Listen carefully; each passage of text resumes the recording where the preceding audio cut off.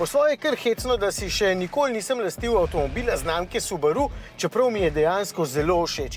Predvsem zaradi oznak VRX STI, pa zaradi odličnega štirikolesnega pogona. Velikokrat sicer slišim, da je po zanesljivosti to japonska alfa, mogoče pa ravno zato ne. Čeprav potem pa po drugi strani slišim o človeku, ki je s Foresterjem prevozil že več kot 1 milijon kilometrov, kako ne potem človek ve.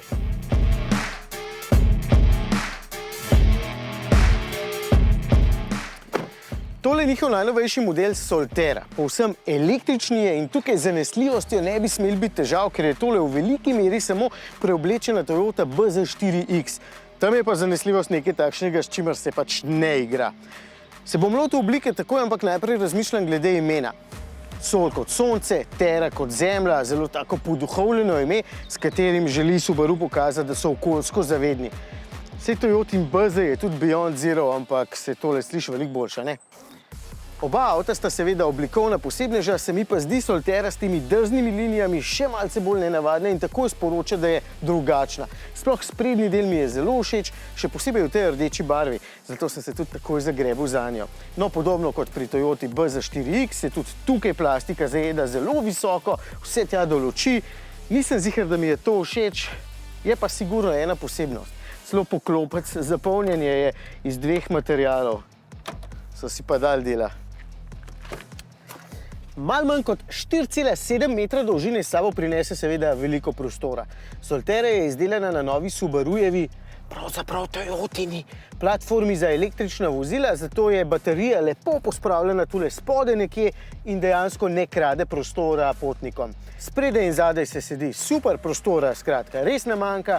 Prtljažnik ponuja 452 litrov in je precej oglad, visok, torej uporaben. Ta notranjost je pa skoraj identična tisti v Toyoti BZ4X, zato se tudi lahko ponovim.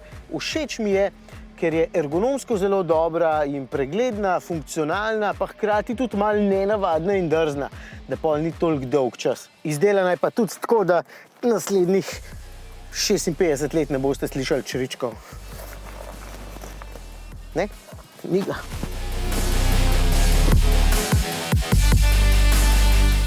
Merilniki so tudi tukaj postavljeni na podoben način kot v Peugeotih, ampak je vse skupaj precej bolje zasnovano, ker nanje lepo vidim, hočem reči, volan niti malo ne ovira pogleda na merilnike.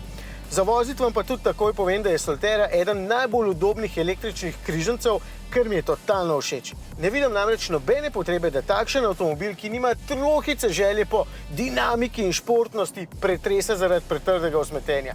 In tale ne, prav lepo se pelje, tudi občutek na volanu je fin. In konec koncev tudi preglednost, sploh zaradi teh ogromnih vzvratnih ogledal. Skratka, tole ni avtomobil, ki vas bi jezil s čimerkoli in šel na živce. Prav super je. Si pa predstavljam, kaj bi meni šlo na živce. Baterija ima malenkost manj kot 74 kW bruto kapacitete, kar je malo manj kot ponujajo nekateri tekmeci. Ampak to ne naredi omembe vredne razlike in tudi tukaj lahko računate na realen doseg okrog 300 km.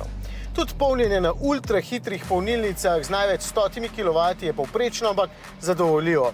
Zmoti me pa podatek, da ima vgrajen polnilnik samo 6,6 kW in je enofazni.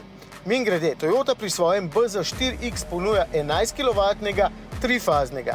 Takšen pa vseeno pomeni, da bi pri meni doma na domači polnilnici in klasičnih varovalkah 3x25 amperov polnil z manj kot 5 kW in bi trajalo 15 ur, da bi se povsem prazna baterija do konca napolnila.